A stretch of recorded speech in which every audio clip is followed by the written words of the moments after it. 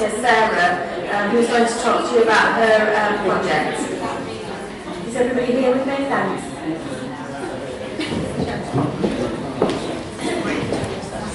Hi guys, it's such an honour to be here today and thank you for this awesome opportunity. So I'm an artist and a newly qualified radiotherapist and I'm going to start my talk off with a really quick story what happened to me this year. I went for my first ever radiotherapy job interview and I didn't get the job, you can ask me in person why. And my feedback, I said, oh, can you give me some feedback? And they were like, yeah, sure. And basically, your answers were too detailed, and that we applaud your enthusiasm, but we actually think you're really ambitious, so that's why you didn't get the job. And I want to start this off because this is kind of like what the healthcare, working in healthcare is a little bit like. So you're like, I've got this idea, I'm going to do this, I'm going to do this, and then all of a sudden the system's like, no, that's not how you do it. And I really wanted to use, after being a patient, I wanted to use my experience to be the healthcare professional that I got shown and also I wanted to have all the time. So critical reflection is absolutely key, I think, to creating change. And as an artist, we always get taught that this is natural to be critical, and the healthcare service, not so much.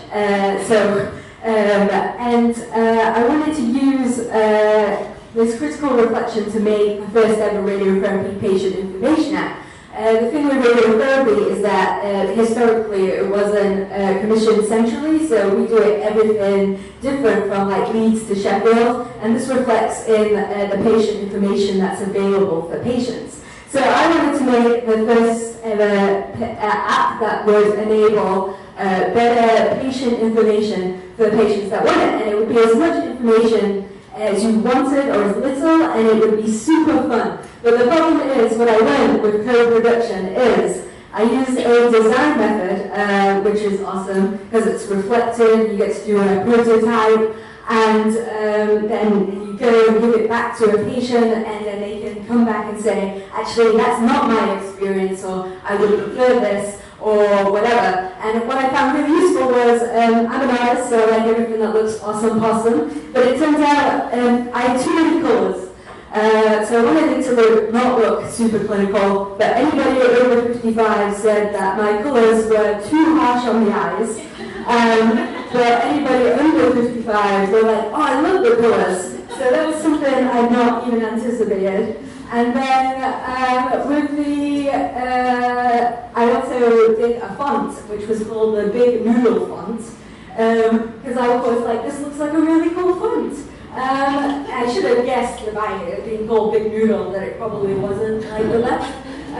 But the kerning was really close together, so my patients were like, I can't read this, like there's too much, it's too close together. So this is why working with people is really, really awesome.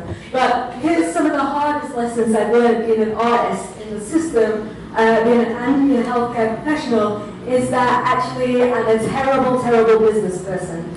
So I made this app. I didn't think anybody was interested in it, / I just thought it was a good idea, that it was an obvious idea, so why would I need to patent it, because it was obvious, and that 100 people must be doing it. So I got the award at the PDDigital thing last year, which was amazing, and then Victor was like, so, tell me about how you patented it and stuff, and I was like, what? And she was like, what? And I was like, so that's one of the things I would say. If you think you've got a great idea, you just need to believe in your idea and definitely patent it. Also, one of the things which is difficult to deal with is ethics.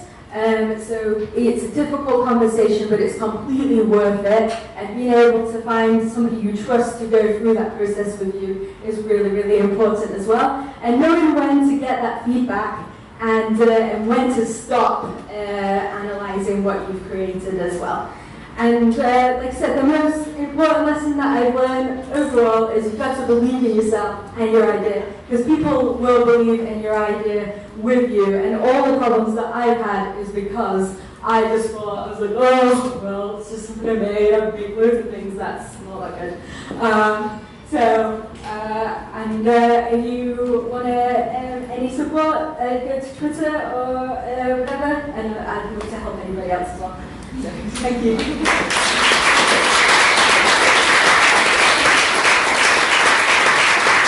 Thank you. I think it's really cool how everybody's prepared to stand here and talk about the challenges that they face, whether that be about looking at how to identify the right apps, or whether it's about how to design well and how to learn some of the lessons along the way. It takes brave people to share those types of things. So the next speakers are, is it Elizabeth? Oh, is it? 2-minute reflection. Oh, sorry. Reflect. Reflect. 2 minutes, reflect. I'm not a great reflector, as you can see. You can't come.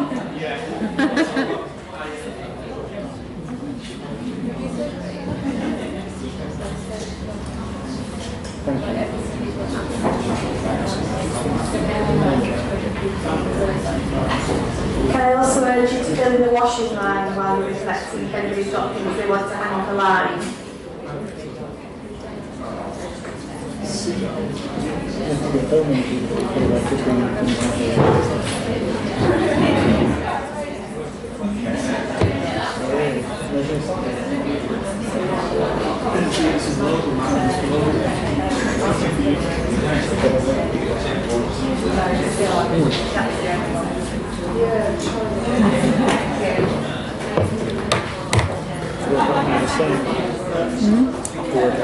Yeah, but I've actually switching doing this challenge.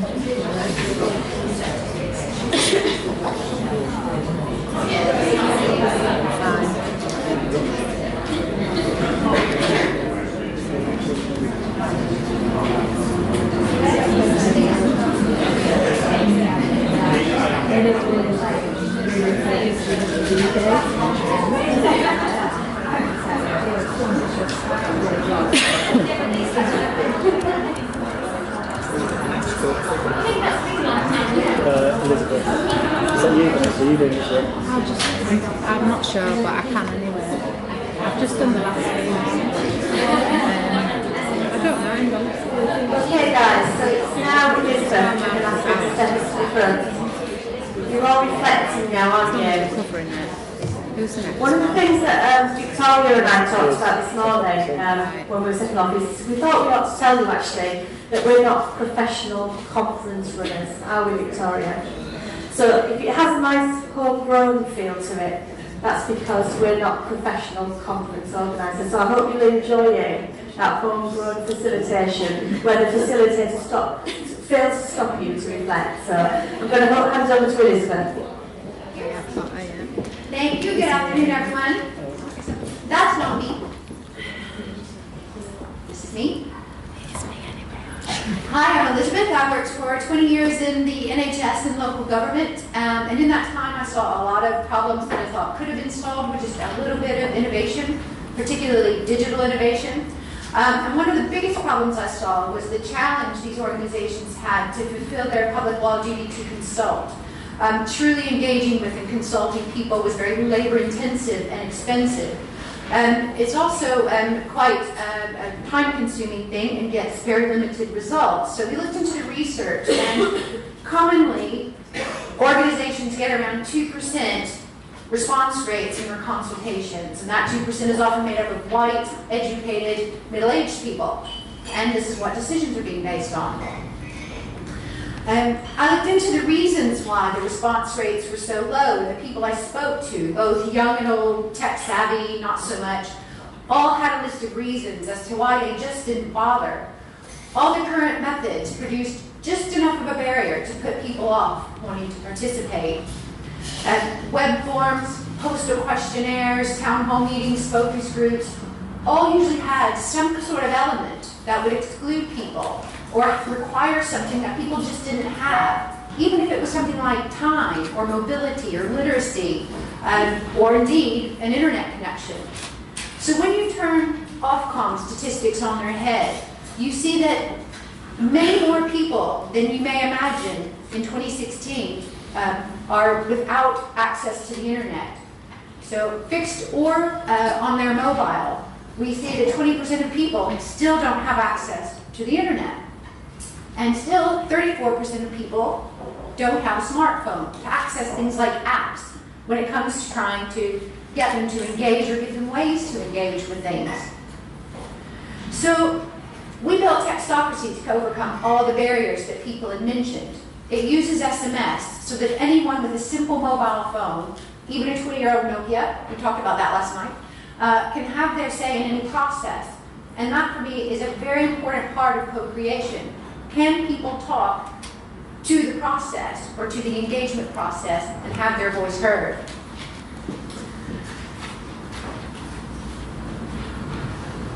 One of the key things that we've struggled with Textocracy and with its implementation is that organizations perceive SMS as really quite boring or old-fashioned, and they don't realize just how universal it is. 99.1% of people have at least a dumb phone in the UK, and almost everybody can text. But there are still 10 million adults who don't have the benefits of getting online. So that's been our main barrier, is talking to organizations about how much more people that they serve will benefit if they have SMS-based methods. And as a matter of fact, in places like India and Africa, all sorts of sophisticated transactions are done by SMS, banking, booking train tickets, and so on. So we've had some interesting conversations with councils who are buying thousands and thousands of pounds worth of online software packages, but aren't willing to develop some simple SMS alternatives. So these are some of actual texts that have been sent to us by the organizations that are currently using Textocracy. These are actual sent texts by real people unprompted. The first one speaks for itself, not everyone tweets. I love the second one because just about every word there is misspelled, but we still know exactly what this person is trying to say. They don't have to be embarrassed that they might have low literacy or bad spelling skills. And the last one, if you can't read it, says, please tell doctor, surgery staff some people can't book our appointments online because we don't have a computer machine. I anticipate that's probably an older person referring to a computer machine, and I can just see the GP saying, just go online to choose a book, and you can choose where you want to go and when you want to go there, and the person not feeling able to call the GP out on that and say, what are you talking about? I have no idea what you mean. So I'm just going to leave this. I've broken the cardinal rule. I've got way too many words on this slide, but it's an actual text sent to one of our Health Watch chapters. Just take 5 seconds and read 2 lines of it. Just choose 2 lines. What it is someone sat in a bed on a hospital ward who has access to our service, who's talking about what it's like to be a patient on that service in the middle of the night. Real, rich feedback, hot in the moment of that experience. It means a lot, and services can make much better service design and delivery decisions about what they provide to their patients because of this kind of feedback. Thank you.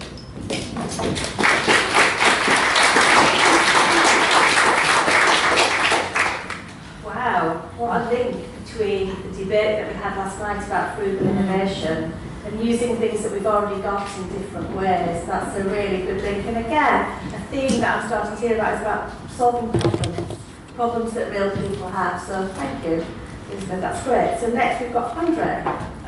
Can you reflect first then? Oh, we can. We can reflect. We're reflecting again. That's the comedy act. You can reflect. Please reflect for 2 minutes. And put cards out at the washing line.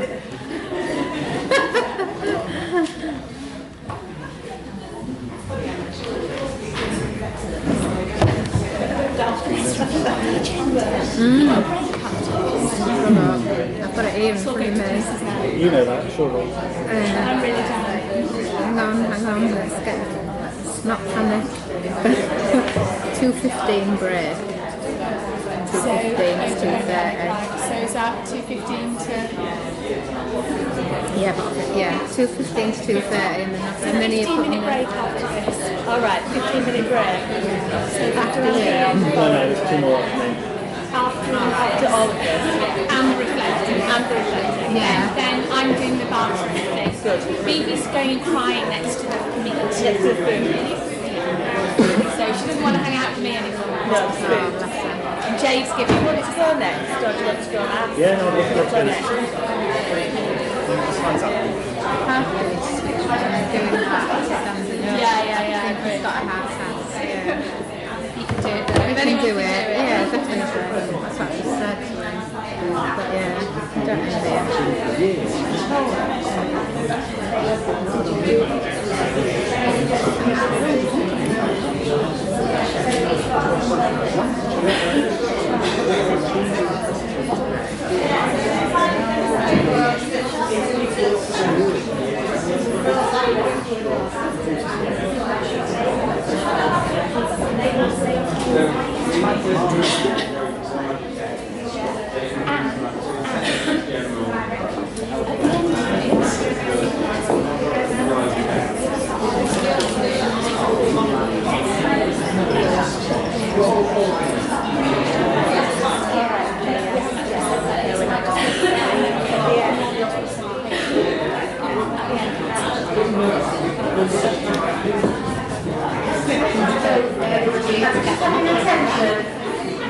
After your reflection. So I'm going to hand over to Andrea next, who's going to do his session. Thanks, hi everyone. Hi guys! Hello. So I got a really quiet voice, but I won't hold this too close. I was going to call this "You Can Lead a Nurse for Twitter, but you can't make them tweet" about research, which on the whole is my experience over the last 6 years on Twitter, but I decided not to. I like puns. There are quite a few puns in the next 4 minutes and 15 seconds. Apologies if you don't like puns. So, I've spent the last 20 years working in Oxford in evidence-based healthcare, and what evidence-based healthcare tries to do is close the gap between research and practice. If only it were this easy, if only you had a nice older brother who could lie down and support us in this journey. And essentially what evidence-based practice tries to do is get people interested in research and get them to use research to inform their practice, to inform their decision-making, coupled with their own clinical experience as a professional and coupled with the experiences and the values and preferences of the patient. It's a kind of classic evidence-based model for the last 20 years. And I was talking to James Monroe from Patient Opinion over lunch, and he said to me, "Do you think we've closed this gap at all? We've both worked in this area for the last 20 years or so." I said, "No, I don't think we have." And it's really distressing that actually health professionals and social care professionals are still not using really good quality research to inform their practice and to improve the lives of patients. I think in the last 5 years or so, though, something has started to change, and it's really driven by social media and by blogging and by making things much more accessible. Because obviously, if you ask a jobbing mental health nurse or a social worker why they don't use research in practice, this is what they look like, first of all, when you ask them that question. And they tend to say, most research is irrelevant to my work, it's unreliable, and it's just not for me. It's not written for me. It's not written by another mental health nurse or social worker. It's written by a researcher for another researcher. It's really inaccessible and unusable. And even if it was those things, I don't have the time. I've got a really busy job. It's really hard. So when I get home at the end of the day and I sit down on the sofa, I don't really want to read articles in the Lancet or the British Medical Journal. I might look at Twitter. I might read a few blogs. That's more accessible, that's more fun, that's more engaging. So we started something 5 years ago called the National ELF Service. Mental ELF is one of our ELVs. We have ELVs that cover social care and learning disabilities and musculoskeletal health and commissioning and dentistry and all sorts of things. And essentially what we try and do is create a space that's safe and just makes people feel able to communicate about evidence with each other. So in mental health, my sort of specialist area, that's a really difficult thing to do because the communities in mental health are quite siloed traditionally.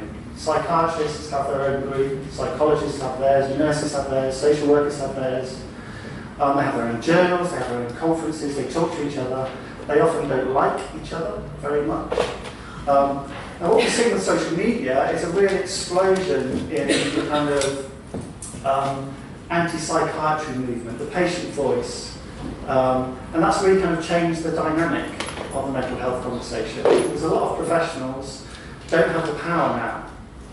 The patients have the power. Particularly on Twitter, this is the case.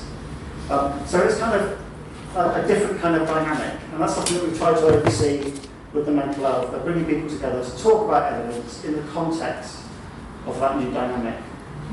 And we're doing it through a website that gamifies continuing professional development. So when you join the National Health Service, you become an ELF. The first level in this game is ELF Apprentice. And you can become an ELF professional if you spend a couple of days reading research, or sharing it, or tweeting about it, or listening to a podcast, or whatever you do. And so we're trying to incentivise people to use research in a fun and engaging way, and hopefully open up evidence-based research to improve patient care. Thank you.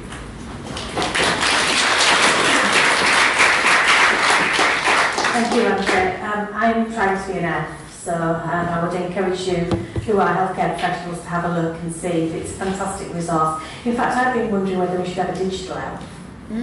We've got a ton of digital stuff on the site. So, now, 2 minutes for reflection and feedback, please.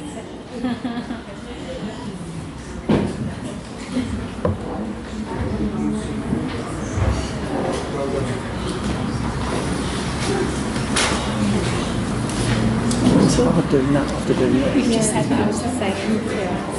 We always change the pace. Yeah,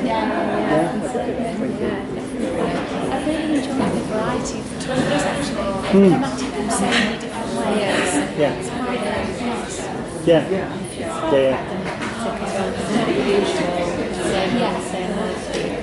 I think what's missing is maybe a clinician, you know, someone grassroots on the ground. That's missing in the audience. Yeah, not the same. So I think maybe next year that's maybe one day, and just here in this room, there's not really anyone outside the organisation, considering there's 3 in Leeds. We said that last time. That's feedback last time, I think. Yeah. It's difficult though, isn't it? This isn't necessarily I think people don't see, people don't know. Everyone here are already either converted or the curious, they're moving towards conversion camps. Whereas what you want are people who may be a bit sceptical or starting to question about how you get them.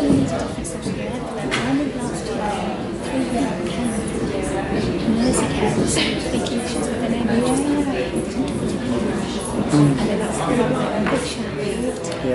So I think we have to take this to those groups of I don't think we can get them here. It's too much dissonance. And I think this would be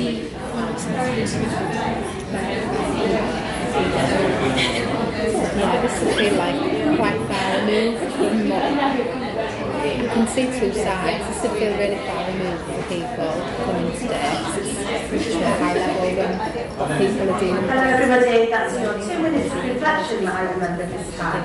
I'm going to hand over to Dee now for her presentation.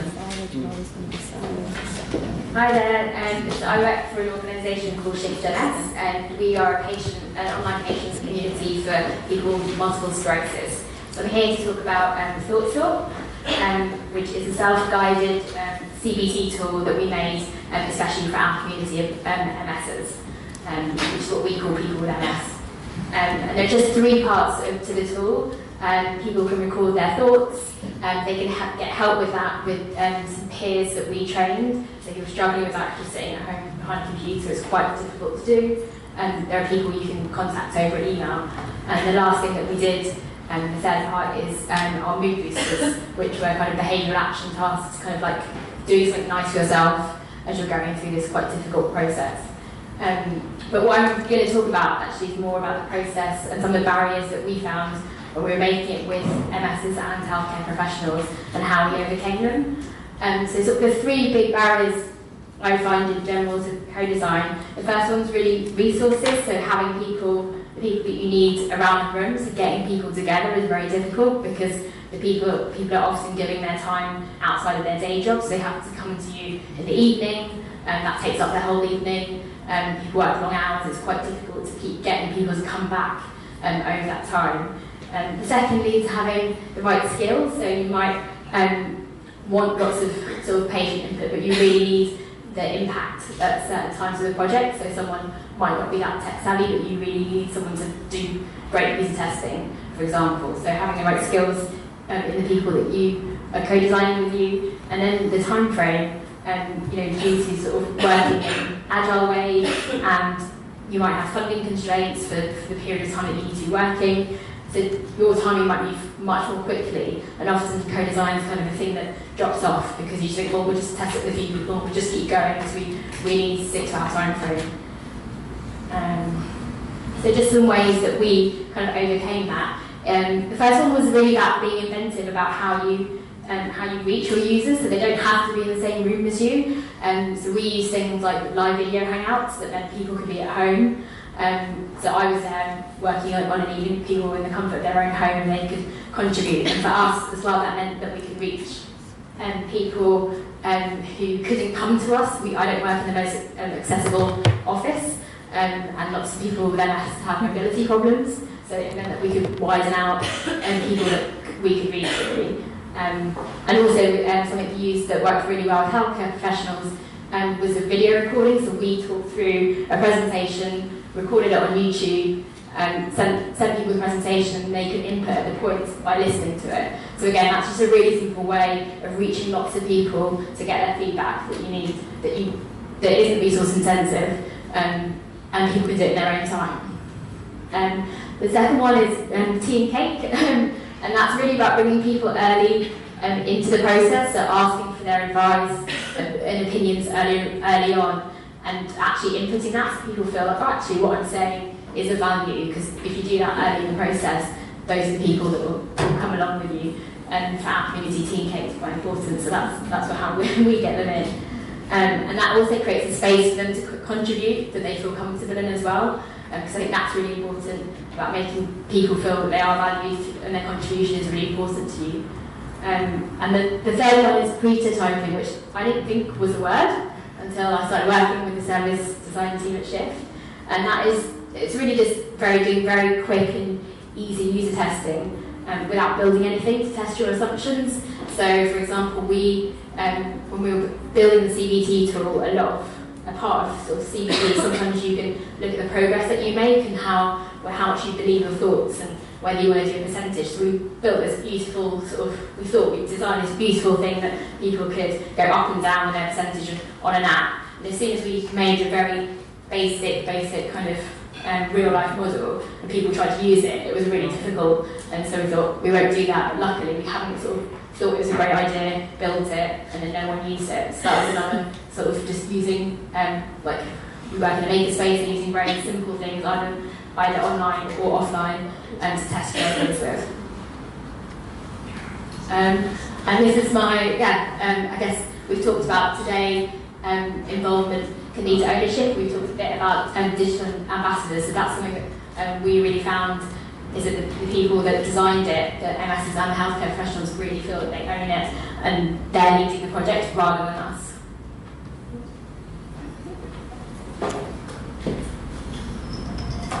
Oh, perfect.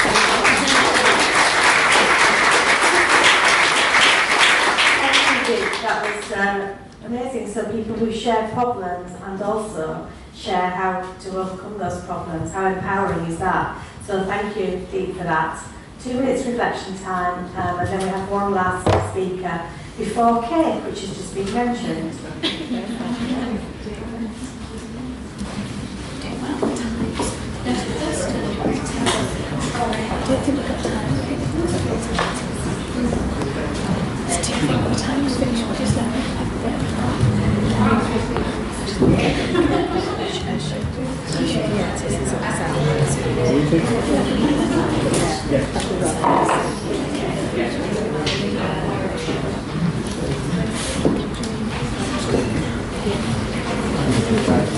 honest, isn't it?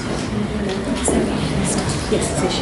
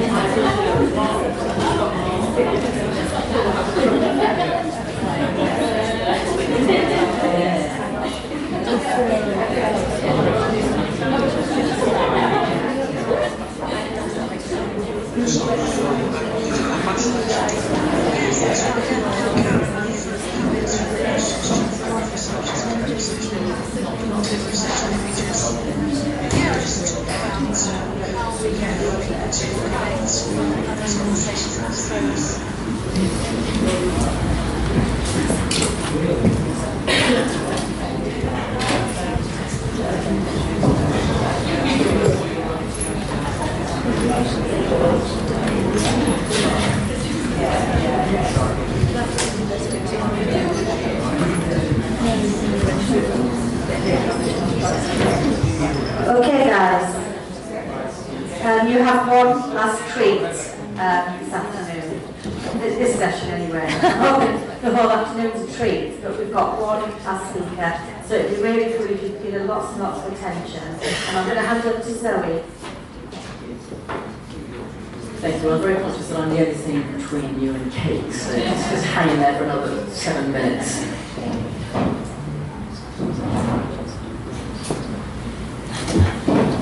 So, frugal innovation. I know we all use post-it notes to design our systems and our processes, but this was not about design. This was my first product. You don't get much more frugal than that. My late husband, Jeff, had dementia, and he spent what turned out to be the final 13 months of his life in a care home. And mistakes would keep happening because staff weren't aware of what mattered to him. And in this case, what mattered was that his sense of balance had gone, and so he would tip his chair over, so it was important that it was pushed up against the wall. But this message wouldn't always get through. It was written in the care plan. I mentioned to all the staff that I would see, but on one particular weekend, the message hadn't got through. A carer pulled his chair into the room, and he tipped it over. So I scribbled this note out, and I stuck it up on the wall where everyone could see it. It was a very simple way of communicating something. The mistake never happened again. So I started scribbling more notes and sticking them up on the wall, and staff started taking an interest, particularly when I started using symbols. And it quickly turned into a wall chart that looked a bit like this.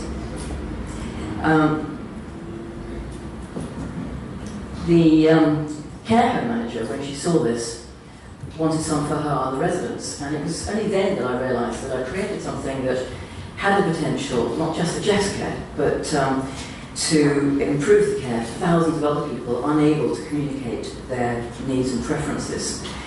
And in terms of co-creation, what we started doing, I provided them with some more charts, and I was there as a daily visitor seeing Jeff, and I could see the impact it had on his care and on the ability of staff to develop a relationship with him.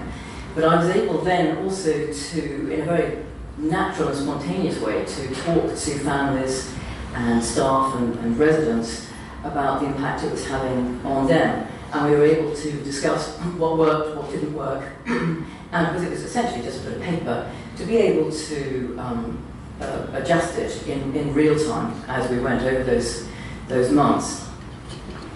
So perhaps not quite as frugal as a post-it note, but still only a matter of pence per resident. These are now in use in over 1,000 care homes throughout the UK, and those who bought in 2011 are still using the same charts. So that's not a very good business model, but very good value for them. So I was quite amused to hear from Nesta that they thought this was where they were nominating me as a Nesta Radicals. I think there's nothing very radical about this. But it turned out it was too radical for some care home managers. And their problem was confidentiality, and I did get that at a level. But in all those months that I was working with the families in Jeff's care home, not once did anybody express any concern about privacy. They were far more concerned about the quality of care that their loved ones were going to get, that they were going to be treated as individuals because their likes and dislikes were known. But the fact is that whoever the end user is, the ultimate power rests in the hands of the person paying the bill. So I went back to the drawing board and I developed something that I called the twist and view. And the idea of this is you go into somebody's bedroom and you see the picture on the wall and you have to turn it over and then you see the information on the reverse. And it was this that caught the attention of hospitals because it seemed appropriate for them to be used in ward settings. But when they started using them, it was very easy to see that their challenge was in collecting information about the person to go on the chart in the first place.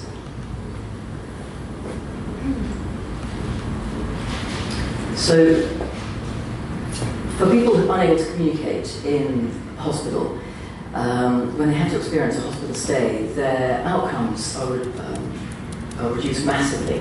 They're likely to experience dehydration and malnutrition, confusion and anxiety. And a lot of that is down to people not knowing anything about them. So it seemed to me that the obvious solution to improve their outcomes was to find a way to ensure that staff had the information available to them about a person, to enable them to treat them as people and not just as a list of symptoms from the minute they arrived on the ward.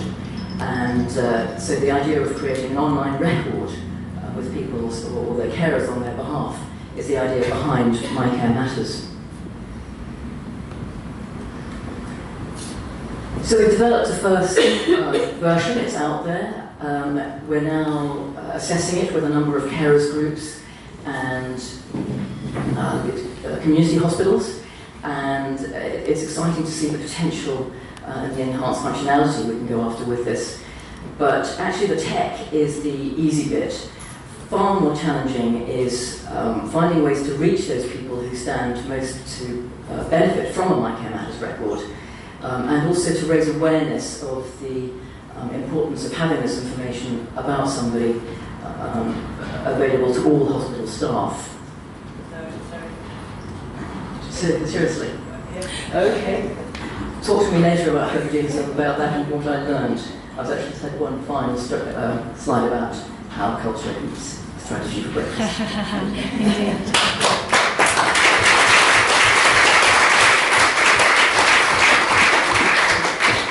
Thank you, Zoe. For me, that was a perfect last session. Actually, quite a complicated problem, a very simple, elegant way of dealing with the problem. Moving that on through the debates around why we can't do things and taking that into a potential technical solution. I think that's a very elegant story for us to finish with. Just before you do your 2 minutes reflection, I'm going to ask Mark to give us some feedback around, and his team here, around the questions that are going on virtually. Any comments, guys? What's coming through? Offline. Online. Well, as some of you will probably have noticed, we've been tweeting all the way through today. We've been getting the message from this room out beyond this room into the rest of the world. Stuff that's coming back is kind of interesting. It's not that people aren't getting what's happening. You've just got some really interesting points being raised. So this tweet came in asking, wondering when the issue of cost, open brackets, time, stroke energy, stroke financial, stroke knowledge, etc., will come up at PDDigital16. And that was a little bit, I think it was referenced in a couple of these talks here about how it's kind of easy to kind of run out of the energy to actually do stuff with people when you've done everything else. There's another tweet came in that's sort of talking a little bit about the discussion about social ambassadors, which went, help is easy to adapt when a person is in front of you, but what about when you never meet them? So when you're trying to do stuff with digital, do you aim for everyone or do you not? Other things that have been said. There's a little kind of slightly tart, slightly sour tweet that asked, have patients ever read actual research stroke evidence with any zeal or in any significant numbers? And the implication is there, will technology change basic human behaviour and interests? So now, have the rest of my two colleagues got any good tweets? I did mine. Mine earlier. Thank you. So 2 minutes reflection, please, and also feedback for Zoe. If you've run out of cards, put your hands up and we'll hand some more out. Yeah. I've been tweeting these two presentations. Aiden's been following us out, I think. He's supposed to come to the place.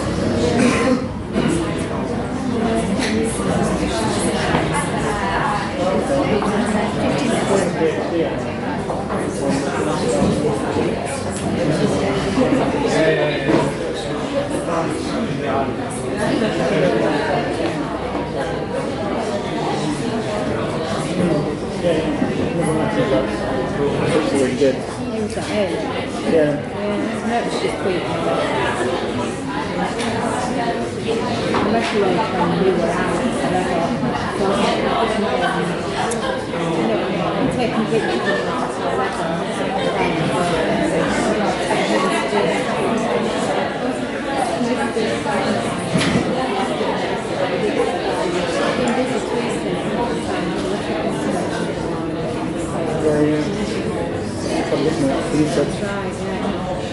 Maybe one of us does more of that than the other two.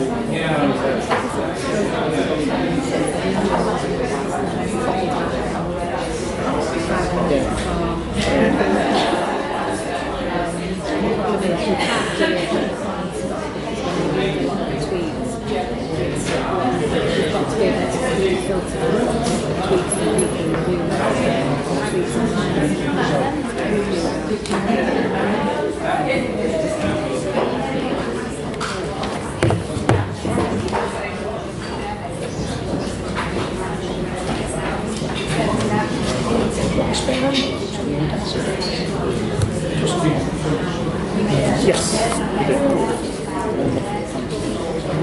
Okay, everybody, I think you all look to me like you're more or less ready. Just to finish off before we go to tea, I just want to tell you about how we arrived at the speakers who've spoken today. It was an open application for anybody who wanted to speak, and then we had a small panel of people who evaluated those particular applications, I guess using some of the values of PD Digital to assess them, and we came up with the speakers that we've had today, who I think have all been fantastic. I hope you've enjoyed them too. We do have some plans to try to share more widely what these people have shared with us. We're going to write that up, but we're also hopefully going to have some of the videos available online. Please do share those stories and those ideas with your colleagues and people who might be struggling with the same types of things. So now we have a 15, have I missed anything? Cake. 15 minutes coffee and tea break with cake. We'll shout you back when it's nearly time. Thanks. It's that one. Right. So, I sent it to Google, right? Yeah, did you connect to SoundCloud at all? Yeah, I started doing it. Oh, okay, that's what we're doing.